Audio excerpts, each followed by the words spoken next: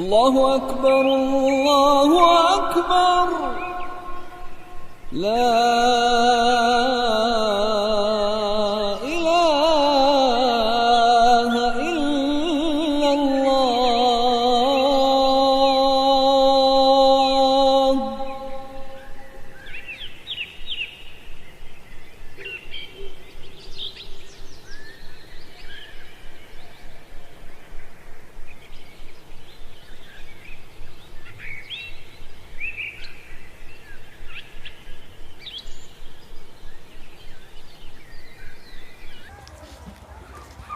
আসসালামু আলাইকুম সুজাউদ্দিন ভাই। ওয়ালাইকুম আসসালাম। এখন তো আর তোমাকে নাঙ্গল ঘাড়ে করে মাঠে যেতে হবে না জি ভাই। কেন জি ভাই? বেকা ডাক্তার হয়েছে, একটা হাই স্কুলের মাস্টার হইলো, বুড়া বুড়ির বাকি জীবন তো বসে বসে কাটিয়ে যাবে। হ্যাঁ জি ভাই, জমি জামা বিক্রি করে কম কষ্ট করে পড়াইনি ছোড়াটাকে। শুধু এখন একটাই দোয়া করি আল্লাহর কাছে, দুটো বেটির বিয়ে যাতে ভালো ঘরে দিতে পারি। কেন ভালো ঘরে দিতে পারবে না জি ভাই? একটা বেটা মাস্টার, একটা ডাক্তার, বহিনের বিয়ে কি খারাপ বাড়িতে দিবে তারা? সবই আল্লাহর রহমতের ওপর ভাই, আল্লাহ চাইলে সব হবে ভাই। মাঠের দিকে যাই ভাই, বেলা হয়ে যাচ্ছে। আসসালামু আলাইকুম।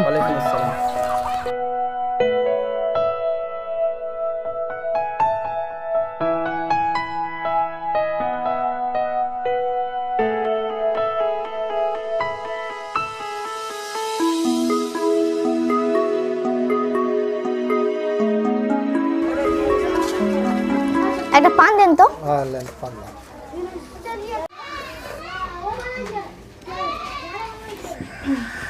বুঝলি ভাতিজা, কত কষ্ট করে পড়ে সুজাউদ্দিন ভাই ওর বেটাকে ডাক্তার করলে, আর ওদিকে মুন্সি একটা ভালো মেধাবী ছেলেকে ফকির শিক্ষা দিতে কেউ লেগেছে। ফকিরি শিক্ষা কি কাকা? আরে ইসলামী শিক্ষা। আচ্ছা ওটা কি বল, এই যুগে কোরআন হাদিস পড়লে কি হবে? খালি টাকা খাওয়াই হবে, আর কিছু হবে কি? তা ঠিকই। আরে চাচা, ওই রহমতের বাড়ির খবর জানেন? কি রে ভাতিজা? আরে কি বলবো চাচা, বললেও তো নাকি কি হয়ে যায়, আর না বললেও পারি না। আরে ওর বেটি নাকি আবার শ্বশুর বাড়িতে পালিয়েছে। আরে ওদের বাড়িকে বাড়ি সবাই খারাপ, শুধু শ্বশুর বাড়ির দোষ দিলে হবে? আরে রহমতের বেটির কথা কি বলবো, এই হাসমতের বেটিকে দেখ না, শাশুড়িকে মেরে জেল খাটছে। আসসালামু আলাইকুম। আপনারা চায়ের দোকানে বসে গীবত করছেন? জানেন গীবত করা কত বড় গুনহার কাজ? রাসূল সাল্লাল্লাহু আলাইহি ওয়াসাল্লাম বলেছেন, আল গীবাতু আশাদ্দু মিনাজ জিনা, অর্থাৎ পরে নিন্দা করা ব্যভিচারের চেয়েও শক্ত গুনাহ। কোনো ব্যক্তি যদি জেনা করার পর তওবা করে, আল্লাহ তাকে ক্ষমা করে দেন, কিন্তু যার গীবত করা হয় সেই ব্যক্তি ক্ষমা না করা পর্যন্ত তাকে আল্লাহ ক্ষমা করেন না। তাই নাকি? হ্যাঁ, এমনকি গীবতকে নিজের মৃত ভাইয়ের গোশত খাওয়ার সঙ্গে তুলনা করা হয়েছে। এখানে কি এমন কেউ আছেন যারা নিজের মৃত ভাইয়ের গোশত খেতে পছন্দ করবেন? জি না, আস্তাগফিরুল্লাহ। তবে আপনারা এই সব গুনাহ থেকে দূরে থাকুন এবং 5 ওয়াক্ত নামাজ কায়েম করুন, কেননা নামাজই হলো জান্নাতের একমাত্র চাবিকাঠি। চলুন আমরা সকলেই নামাজ কায়েম করি।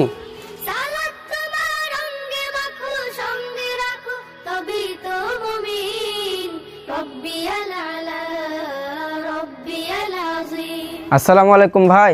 ওয়ালাইকুম আসসালাম। এখন শরীর কেমন আছে ভাই? ওই আগের মতো আছে ভাই। আরে তোমার ছেলে তো বড় ডাক্তার, একবার ডাকো। আসলে তো ভালোই হতো, কত আশা করে ডাক্তার করনু, ভাবছেন মায়া দুটার বিয়ে দিয়ে দেবো অন্তত, তাও কি দিল না? আসলো সে তো এখন কলকাতার বড় ডাক্তার। হ্যাঁ জি ভাই, আমরা আমাকে সর্বস্ব দিয়ে ছেলে মেয়েদের লেখাপড়া করাই, যাতে ডাক্তার, মাস্টার, ইঞ্জিনিয়ার হয়, যাতে পরিবারের দেখাশোনা করে। কিন্তু ওদের চোখ মুখ হয়ে যায়, কাউকে তো মানুষ বলেই মনে করে না, বাপ মাকে দেখা তো দূরের কথা।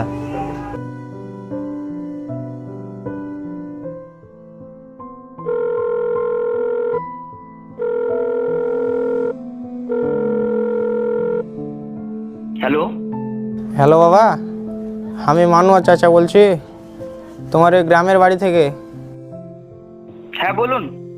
তোমার আব্বার শরীর তো খুব খারাপ, তুমি ওর ছেলে, তা আবার ডাক্তার। ওহ, আমি তো আগেই বলেছি আমি আসতে পারবো না। এভাবে হসপিটাল থেকে যাওয়া যায় নাকি? ছুটি নিয়ে এসো বাবা। এখন হসপিটালে খুব চাপ, ছুটি হবে না। আর তাছাড়া বড় দাদা তো পাশেই আছে, একদিন ছুটি নিয়ে হাসপাতালে নিয়ে গেলেই তো হয়। আমি এখন রাখছি, বিজি আছি এখন।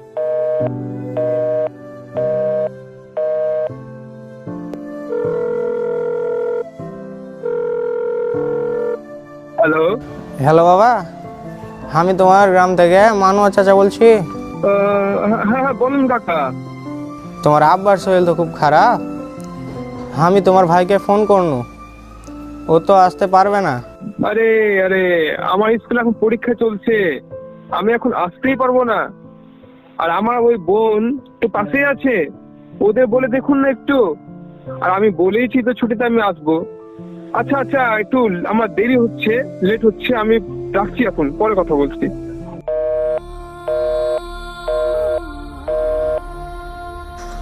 নিজে একবেলা কম খায়া বই খাতা কিনা দেওয়া, জমি জামা বিক্রি করে, এক বেটাকে মাস্টার, এক টাকা ডাক্তার করলু। আর আজ বাপের দুর্দিনে নিজের আদরের সন্তানদের কাছে পাচ্ছি না।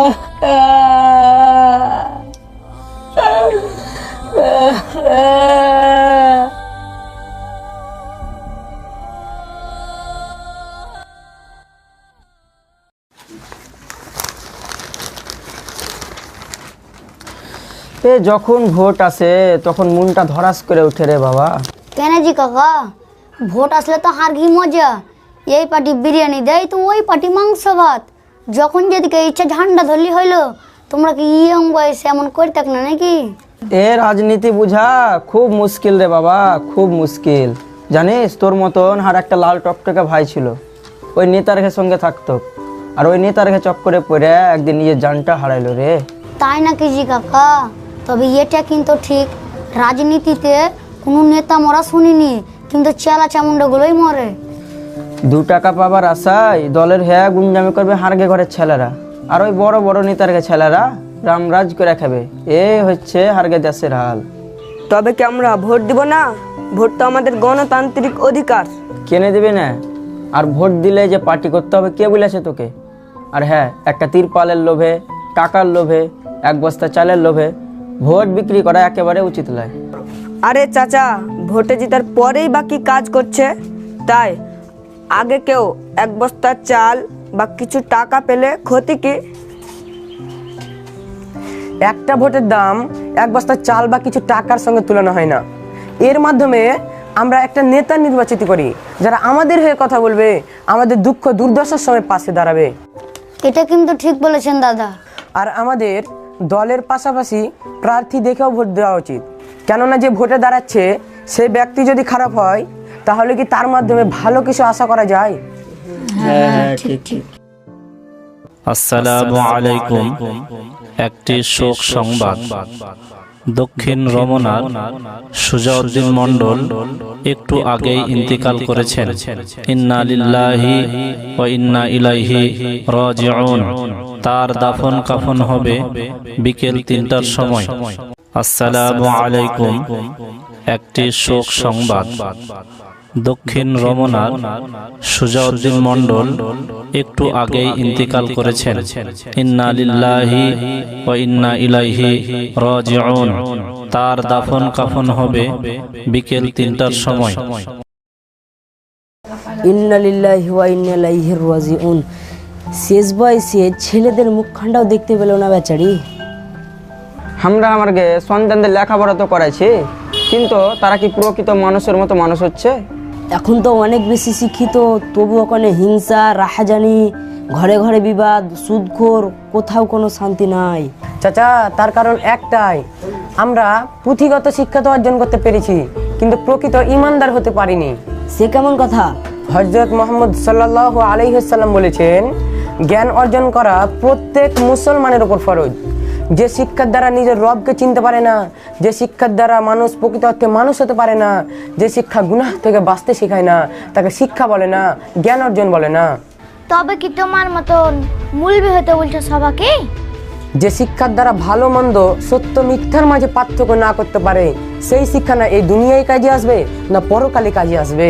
বর্তমান যুগে ইংরাজি না শিখলে, কম্পিউটার না জানলে চাকরি পাবে না, আর আরবি শিক্ষা নিয়ে এত তুমি লাফাচ্ছ। টাকা ইনকামের উদ্দেশ্যে সব শেখাচ্ছেন আপনার সন্তানকে, কিন্তু প্রকৃত ইমানদার হওয়ার জন্য দিনই শিক্ষা দিতে চাইছেন না। তাই আজ সর্বত্র দেখুন, দুনিয়াবি শিক্ষায় যারা শিক্ষিত তাদের মা বাবারা বেশিরভাগই বৃদ্ধাশ্রমে। জমির জন্য নিজের ভাইকে হত্যা করতে পিছপা হচ্ছে না, ঘুষ না দিলে চাকরি হচ্ছে না, সুদের মতো বাজে কাজকে ব্যবসা হিসাবে গ্রহণ করেছে। তবে বেটা, এটাও তো অস্বীকার করা যায় না যে দুনিয়াবি শিক্ষা না দিলে বড় বড় চাকরি তো পাবে না। দেখুন নিয়ামত চাচা, আল্লাহ সূরা ফাতিরের 28 নম্বর আয়াতে বলেছেন, নিশ্চয় আল্লাহর বান্দাদের মধ্যে কেবল আলেমগণই আল্লাহকে ভয় করে। মুদ্রা কথা, প্রকৃত শিক্ষিত তো তারাই যারা আল্লাহকে ভয় করে। তাছাড়া দিনের খেদমতে বা টাকা ইনকামের উদ্দেশ্যে টেকনোলজি, বিজ্ঞান, ইংরেজি শিখতে আপনাকে কেউ বাধা দেয়নি।